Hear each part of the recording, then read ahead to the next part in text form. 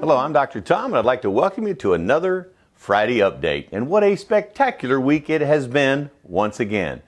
I will inform you that the link is up for you to register for our upcoming family reunion in Las Vegas, of course at the Mirage in February.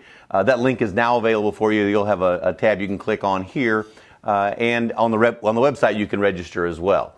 And we are really looking forward to all of the lineup and all of the information and the training and the fun, the camaraderie, and the just being together with our Gen brothers and sisters when that happens in February.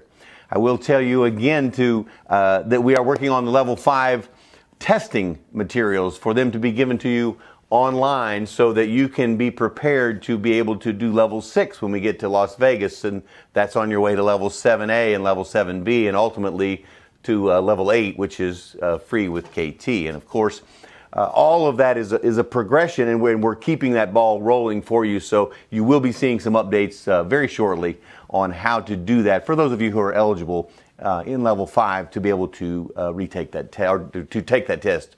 I will tell you again that we have some special Super Saturdays coming up. We have the first one of those we're going to do will be at the Flamig Farm, and it will be in September the 26th. There will be limited spacing, so if you are interested in doing that, please go on the website. You can register from the website, both for it and for Josh Novey's retreat that's going to be held in October. I believe that's the 8th to the 11th. Both of these have limited seating, limited capabilities for registration. So please go online, do those things to get registered, to be ready to attend and see some of your Gen brothers and sisters live and in person. Today, I want to share with you another one of those you got to be kidding me experiences that happened. As I was at my desk preparing to give you this update and share with you this information for this week, I was going to go over and go back into some of the magnetism books, the success that I was talking about earlier, or some earlier editions of that you have seen here on these Friday updates. And as I was going there, I was kind of drawn over to the Laws of Success book. Now understand that these are books that were written in 1928. There are 8 different editions, or 8 different books, if you will, with let's just call it about 150 pages each. So let's call it 1,200 pages. So there are 1,200 possibilities for the one book I randomly select out of the row. I open it and it opens to a page. And you just can't make this stuff up. The page that it opens to is a page called Intolerance. And I kind of chuckled and I thought, boy, for being in print since 1928, almost 100 years, and to have this book on this page on this day, it could not be more appropriate, because this is a time when more tolerance is needed in the world. This is a time when the concept, I talked a couple of weeks ago about the concept of love, and how that's a universal feeling and how it changes the frequency and vibration. And I will tell you that tolerance is a great step toward understanding love. And so on the top of this, on this particular page, the top of this page, there is a little picture here that I'm going to make reference to in a moment. And it is 2 deer, they're 2 bucks, and then there's a doe back here in the background. It will make sense as we proceed. And so I saw this intolerance as the caption, and I thought, well, let me just see if that fits for where we are and what's happening. It begins, if you must give expression to prejudice and hatred and intolerance, do not speak it, but write it. Write it in the sands near the water's edge. What a beautiful concept. Because by simply writing it, you see, by speaking it, we create a different vibration and frequency in us. And by writing certain things, utilizes another energetic concept. And the reality of writing it next to the water's edge is because what happens is that the very next wave that comes along begins to change that. Sometimes it will erase it completely. Sometimes the metaphor is just to let it go. Send it out to sea. Be done with it. What a beautiful concept. This is actually an after the lesson visit in these books, in these different volumes. As a matter of fact, this one is the lessons about the habit of saving. There are typically two of them in these, and the initiative and leadership.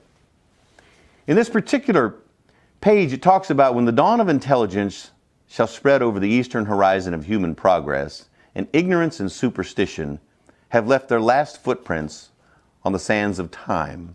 It will be recorded in the last chapter of the book of man's crimes that his most grievous sin was that of intolerance. The bitterest intolerance grows out of religious, racial, and economic prejudices and differences of opinion. How long, O God, until we poor mortals will understand the folly of trying to destroy one another because we are of different religious beliefs or racial tendencies? Our allotted time on this earth is but a fleeting moment. Like a candle, we are lighted, we shine for a moment, and then flicker out. Why can we not learn to so live during this brief earthly visit that when the great caravan called death draws up and announces this visit completed, will we be ready to fold our tents and silently follow out into the great unknown without fear and trembling? I'm hoping that I will find no Jews or Gentiles, Catholics or Protestants, Germans, Englishmen or Frenchmen when I shall have crossed that bar to the other side. I'm hoping that I will find there only human souls, brothers and sisters all, unmarked by race, creed, or color. For I shall want to be done with the intolerance so I may rest in peace throughout eternity. What beautiful words, and what a beautiful reframing of the stresses that are going on in the world. You see, these are not new stresses. You'll see at the top of the previous page a picture that describes the futility of combat. Two male deer have engaged in a fight to the finish, believing each will be the winner. Off to the side, the female awaits the victor, little dreaming that tomorrow the bones of both combatants will be bleaching in the sun. Poor foolish animals, someone will say, perhaps, but not very different from the man family. Man engages his brothers in mortal combat because of competition. The three main forms of that competition are sex, economic, and religious in nature. You know, it reminds me, and even reference a story here about two families that lived in West Virginia. Many of you have probably heard of them or may be familiar with the stories of the Hatfields and the McCoys. And it was a story of two families that had gotten along for generations, lived side by side, until one day a razorback pig from the McCoys got through the fence and went into the cornfield of the Hatfields, to which the Hatfields sent their dog after the hog, and they found that the McCoys actually then retaliated by shooting the dog, which led to 3 generations of fighting, severe fighting between these families, resulting in multiple deaths to both sides of the families on something that started over a pig that got through a fence that went into a cornfield that was chased by a dog, that the retaliation for chasing the pig resulted in the death of the dog, and generations of stress and strife. Tolerance. Let's all become more tolerant as we move forward. He goes on to say that there are 15 factors that enter into the attainment of success in these laws of success. One of these is tolerance. You know, it's often said that mastering these 15 factors is like buying an insurance policy against failure. The other 14 are mentioned many times in this series and lessons. And intolerance binds a man's legs with the shackles of ignorance and covers his eyes with the scales of fear and superstition. Intolerance closes the book of knowledge and writes on the cover, "Open not this book again." The last word has been herein written. You see, life is fluid. Life changes. The universe changes. The energy changes. There's a new energy of love that is coming. It's coming. Let's pay attention to it. That's why I addressed it a couple of weeks ago. It is not your duty to be tolerant. It is your privilege. Remember, as you read this article, that sowing the seeds of intolerance is the sole and exclusive business of some men. All wars and all strikes and all other forms of human suffering bring profit to some. If this were not true, there would be no wars or strikes or other similar forms of hostility.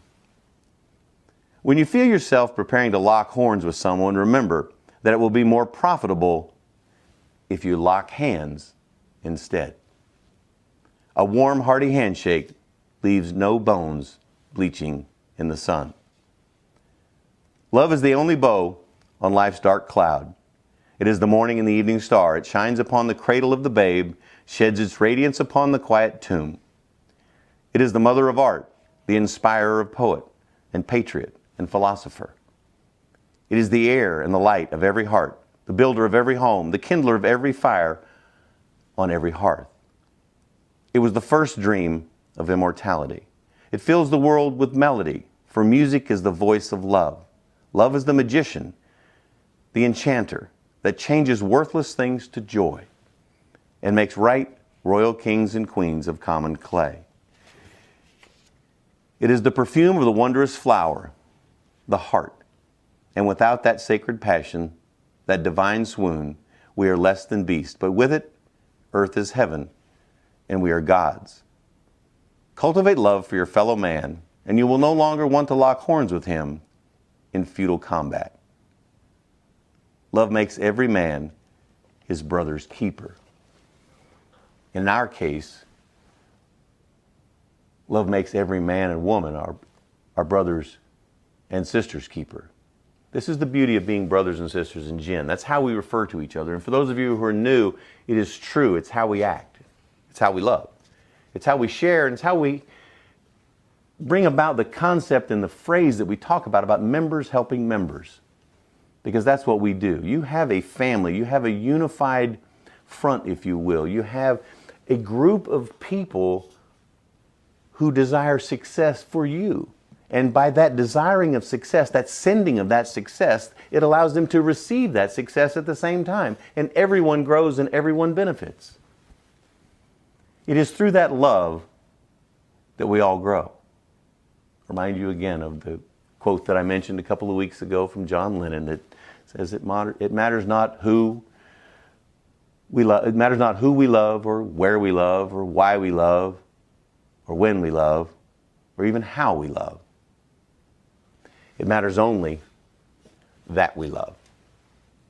You see, that is the energy, that energy of love, that changing of the frequency and the vibration and your individual energy. And it's a process.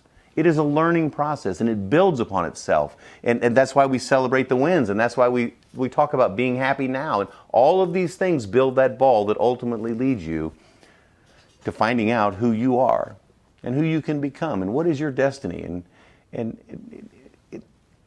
what do you do on a daily basis? What action steps do you take on a daily basis to fulfill that legacy? Because you are the only you that will ever be. And we're proud and happy and excited that you've chosen to share that you with those of us in Jinn. I'm Dr. Tom. Have a spectacular week.